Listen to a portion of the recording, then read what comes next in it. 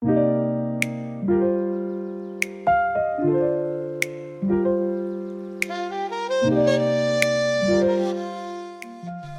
perempuan dalam pelayanan.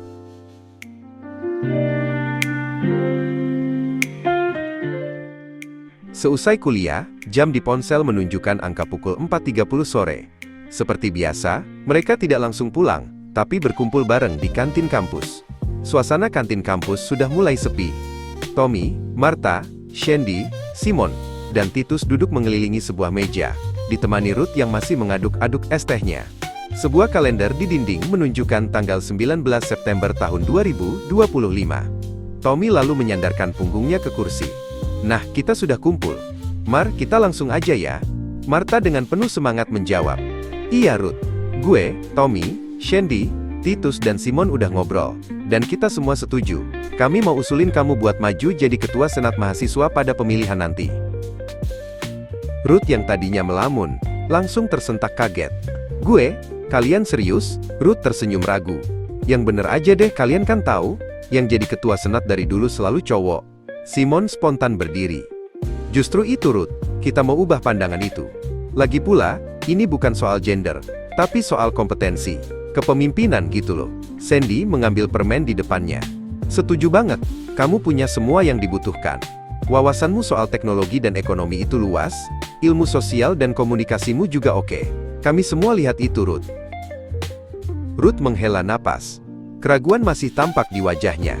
Titus mengingatkan, "Ruth, kamu ingat bacaan Injil hari ini? Lukas bab 8 ayat 1-3. Ruth menimpali, "Ya dong, yang Yesus keliling memberitakan Injil." Tommy berseru, "Nah iya. Di situ dibilang, Yesus itu keliling memberitakan kerajaan Allah. Dan para muridnya itu nggak cuma cowok kayak dia, dan 12 rasul lainnya. Tapi juga ada beberapa perempuan yang ikut, kayak Maria Magdalena dan Yohana." Martha membuka kemasan minuman dari botol air mineralnya. "Nah bener.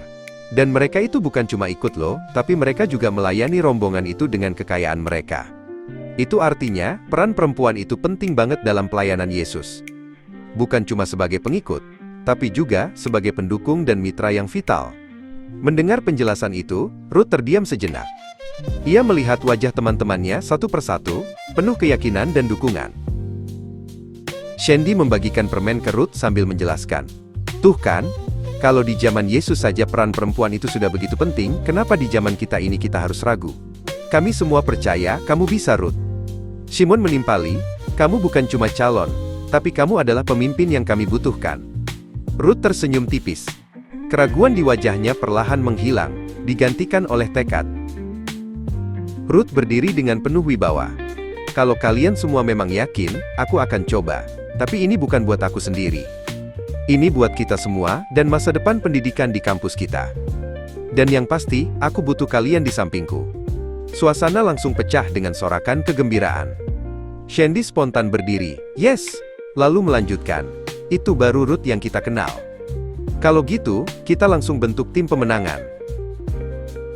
Mereka semua kembali duduk dan Titus memesan mie instan rasa kari dan teh hangat untuk merayakan kesepakatan.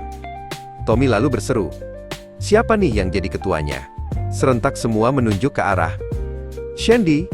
Shandy tersipu sejenak, namun terlihat semangat di matanya. "Oke, aku terima." Terus selanjutnya, "Sekarang, Martha, Tommy, tugas pertama kita rumusin 3 program kerja utama." Dan Simon mulai merancang poster. "Titus jadi wakil saya. Besok kita mendaftarkan Ruth sebagai kontestan.